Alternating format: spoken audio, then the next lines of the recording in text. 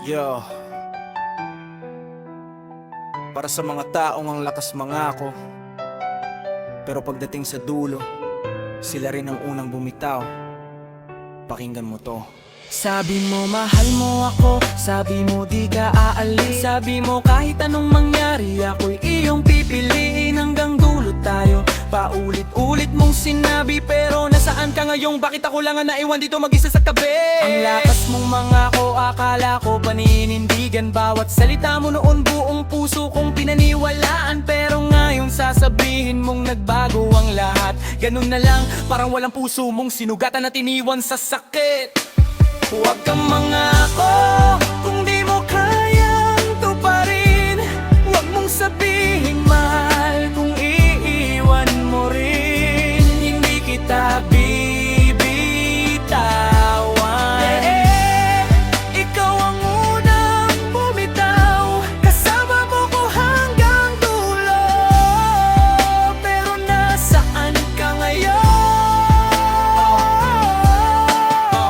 Naalala mo ba lahat ng sinabi mo sa akin? Walang iba, ikaw lang, ikaw ang pipiliin. Pero bakit ngayon parang wala lang sa'yo? Samantalang ako, dala-dala ko pa rin lahat ng pangako mo. Hindi ako galit dahil iniwan mo ako, galit ako dahil pinaniwala mo ako. Kung alam mong hindi mo kayang manatili, bakit mo pa sinabi na habang buhay ang gusto mong mangyari?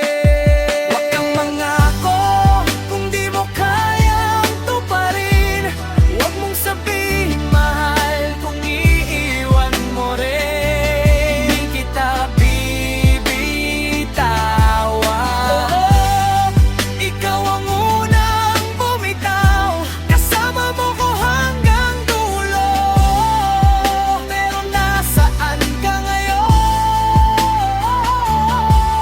O diba, ang galing mong magsalita noon, parang walang katapusan ang pagmamahalan natin. Walang iwanan, walang bibitaw, pero unang problema lang, ikaw agad ang nawala. Nasaan na yung mahal kita? Nasaan na yung pangako? Nasaan na yung ako lang hanggang dulo? Madaling sabihin kapag masaya pa tayo, pero kapag mahirap na, bakit ako lang ang lumalaban dito?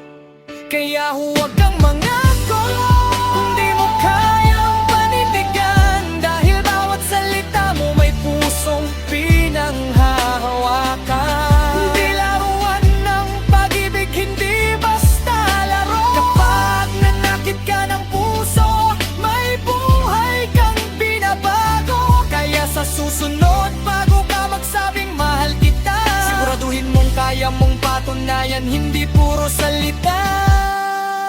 Dahil ang pangakong hindi mo kayang tuparin, mas mabuting huwag mo nang sabihin, kaysa habang buhay mong pagsisihan.